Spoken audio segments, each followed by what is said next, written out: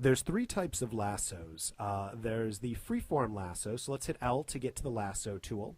And the freeform lasso tool works if you just click and drag around, that forms a shape. So let's say I just wanted to roughly grab this baby's head. You'll notice that isn't working because I already have a selection. Let's hit Control D. So I just want to grab this baby's head. I can just Control C, Control V, and now we have it on its very own layer. Fantastic.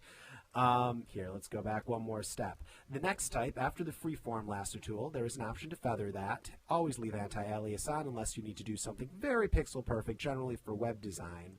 Let me step back one more time. The other type is the polygonal lasso tool, and this is the one that I use by far the most. And the way that this works is all you do is you click, click, click, and between every point, a line forms. So it works kind of like a pair of scissors in this way. So let me make it so you can actually see when I click. There we go. And now, whenever you click, a line forms between each of those clicks. And in that way, you can cut out any shape you want. Now, let's say you've made a selection and you want to add to it. The way to do that is by holding down Shift and then adding to a selection. Now, let's say you start adding to a selection. You go a little bit too far.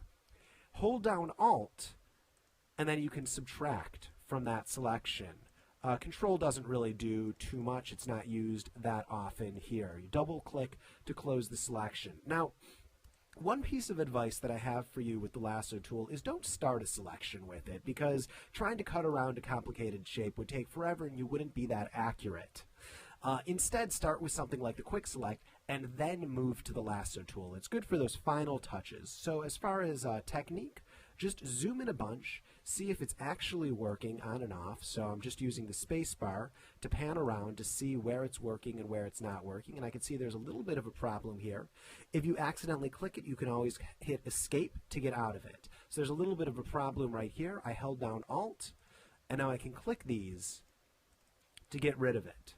Now let's say you are starting with a brand new selection.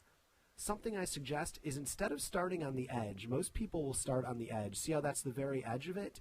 Instead of starting on the edge, where if you double click and make a mistake, you get some shape like this forming.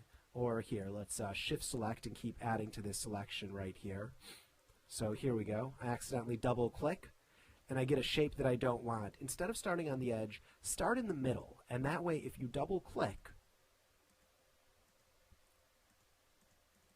you're left with a shape like this, which is a lot more of what you want, and then you can always hold Shift and keep adding to the selection. Now let's say you're going around selecting, you accidentally do one point that isn't exactly where you want it. If you hit Delete multiple times, delete, delete, delete, you can actually take a few steps back. So if I'm doing this and I see it's a little bit off, delete, delete. So that is the polygonal lasso tool.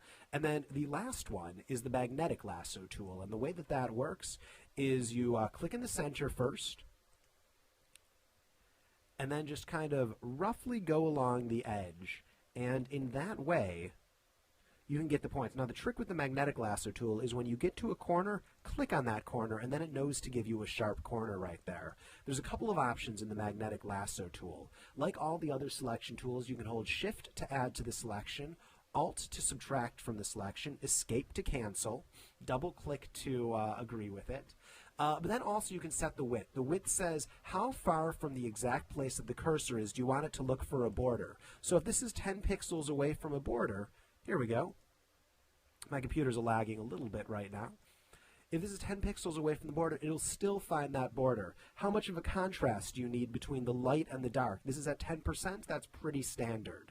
And then frequency, how often do you want it to set it to a point? And when I say set to a point, that's just saying how many pixels do you want between every actual point that's set. You can always set a point manually by double-clicking while using the magnetic lasso tool. One other thing that you can do with the magnetic lasso tool is, if you're already using it and you hold down if you hold down Alt, it will actually turn into the polygonal lasso tool automatically, temporarily. And then if you let go of Alt, it'll turn back into the magnetic lasso tool again. So that's a way to switch between those two tools, using them simultaneously. If you do have a tablet, you can affect the sensitivity of how large of a width it looks for the edge right there.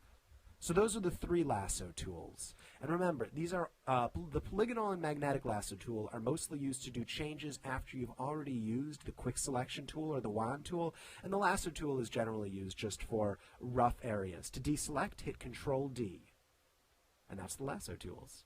For the full 4-hour Photoshop crash course, click on the link below. And to get more of the tools, just click on this link inside of the video itself. Thanks for joining me.